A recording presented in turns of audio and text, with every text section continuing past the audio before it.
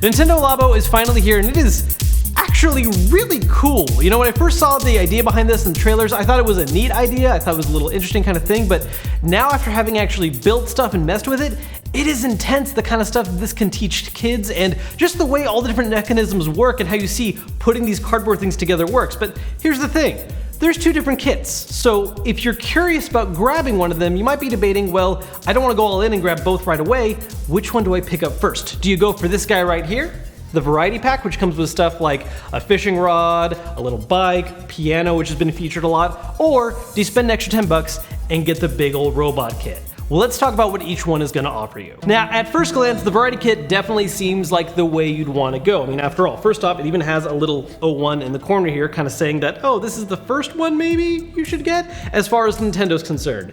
And the idea here is that you're not getting as big of one cool thing like you might with a robot, but you're getting a lot more variety that might kind of showcase all the different little things that Labo is capable of. Now, at the same time, does this mean that you have to absolutely use this before you can jump into the robot?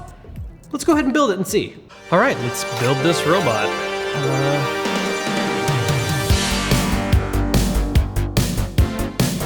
Try to put this thing on. Oh no! Oh no!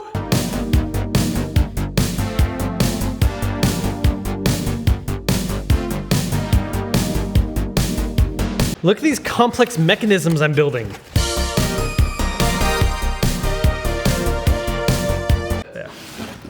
It's all done. I don't know what this is though, there's holes on the side. All right, so now that we've built a bunch of stuff, let's actually check out some of the games that come in both the variety pack and of course, the big robot setup. Oh, God, geez, this is all just a mess. This feels utterly ridiculous. All right, it's feeling good, we're feeling good.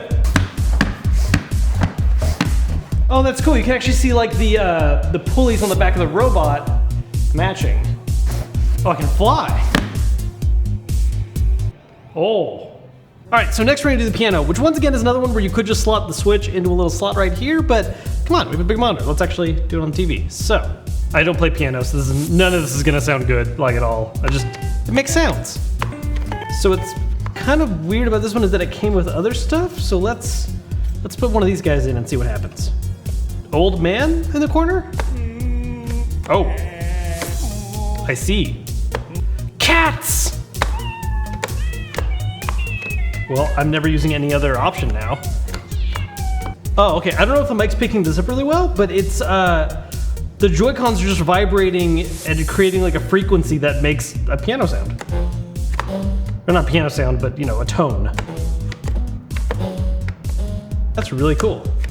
That's the really cool thing about this thing too, is that, I mean, it obviously teaches kids things when they're putting it together and the whole process of building something, but it's also just other little weird scientific applications it does, like showing you harmonic frequency by just having the Joy-Cons vibrate and make music. Let's try this out, let's go. This is like an almost extra version of doing Mario Kart, where you actually have a whole little bike ahead of you. No passing. It's cool too how like inside of here, I didn't record putting this one together, but there's a rubber band inside this handle, so I'm always getting a little bit of force back from pulling the, for accelerating, whatever the term is. We'll just cut that line. Yeah, there's something just really cool about having assembled this yourself and then playing a game with it. Yeah, first place. The HD Rumble even like does this thing where it's the engine like calming down at the end, so it just kind of starts to just vibrate a little slower. It's ridiculous. It's dumb how kind of cool this is. Yeah, I mean, these are all still definitely very mini-gamey. It almost reminds me of playing like one of the old like Wii Sports games, but that's cool. So after having actually built a bunch of this stuff and playing a lot of the games, I gotta say that honestly, when it comes to which one to grab first, you can kind of go either way. I mean, when you first think about it and look at it, and even going into this video, I really thought the variety pack was gonna be the obvious first choice. I mean, it's a little cheaper, there's a couple different things. Yeah, the robot idea is cool, but you can do the piano, you can do the fishing hook. There's just more stuff going on in the variety kit. But the robot is actually really fun, and it's not that much harder to do at all. Even if you already play with one of the other kits, the robot one still runs you through the same basic tutorial, and while it certainly takes longer than any of the variety pack sets, it just takes longer. It's not any more difficult, and all the kind of stuff that you have to go through while building it is the same kind of stuff you have to deal with in the variety pack as well.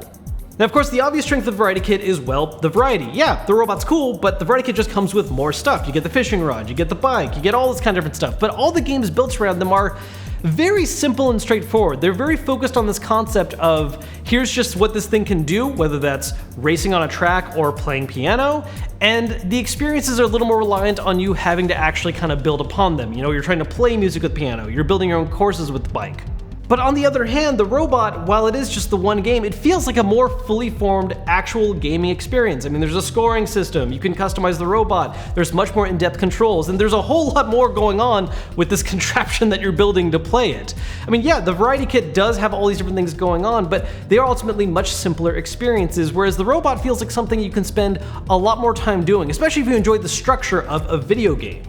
At the end of the day, if you're debating between which of these to start with, honestly, you could go either way. If you like the look of the robot, but you're worried that, oh no, I'm gonna miss out on something by not starting with the Variety Kit, maybe it's not gonna teach me stuff right, don't be worried at all. It's still very simple, very doable, it just takes more time to do the one project. So it really just comes down to what you're more interested in. If you want to do the Variety Kit, you're going to get more ideas of kind of the basic stuff that Labo can do. It gives you a more kind of versatile approach, but the robot is this really intense thing where it's kind of just taking everything and putting it together, because it's nuts the kind of stuff these Labo kits can teach kids. I mean, it's not just the construction of the cardboard, but creating pulley systems, using reflective tape with the Joy-Con's IR sensor to actually notice things. Like, that's how the robot works. It sees these pulleys that you make go up and down, and that figures out raising the legs, punching the arms. It's just so insanely cool.